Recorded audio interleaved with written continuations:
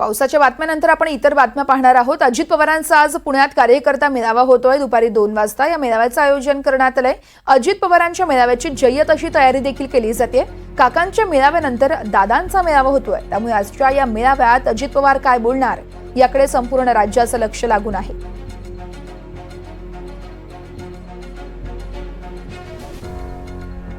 या संदर्भात अधिक माहिती जाणून घेऊयात। आमचे प्रतिनिधी सूरज कसबे आपल्यासोबत जोडलेले आहेत। सूरज, आपण पाहतोय आज अजित पवार गटाचा पुण्यात मेळावा पार पडतोय, मात्र त्याआधीच उद्या वाढदिवस अजित पवारांचा असतानाच कार्यकर्त्यांकडून आज वाढदिवस साजरा केला जातोय आणि सर्वात महत्त्वाचं म्हणजे या वाढदिवसाच्या केकवर जर बघायला गेलं तर मी मुख्यमंत्री या पदाची शपथ घेतोय अशा आशय देखील कार्यकर्त्यांकडून लिहिण्यात आलाय। संपूर्ण तपशील द्याल।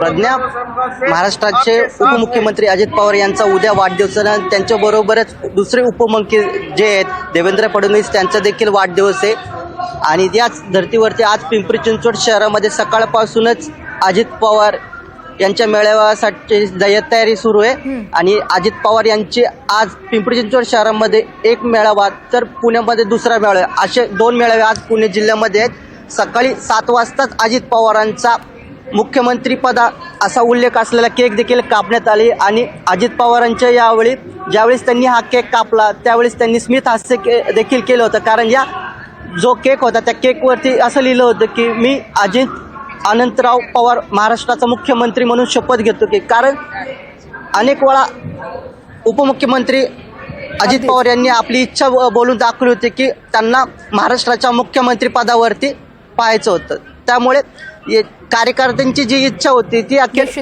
या केकच्या माध्यमातून पूर्ण होताना दिसते। त्याच दरम्यान आज जो पिंपरी चिंचवड शहरामध्ये दुसरा जो मेळावा होता त्यामध्ये सुद्धा 100 किलोचा केक अजित पवारांच्या वाढदिवसाच्या निमित्ताने देखील कापण्यात आलाय। प्रज्ञा, निश्चितच सूरज, त्यामुळे या संपूर्ण मेळाव्या संदर्भातले प्रत्येक अपडेट आम्ही तुमच्याकडून जाणून घेत राहू। तुर्तास धन्यवाद दिलेल्या माहितीसाठी।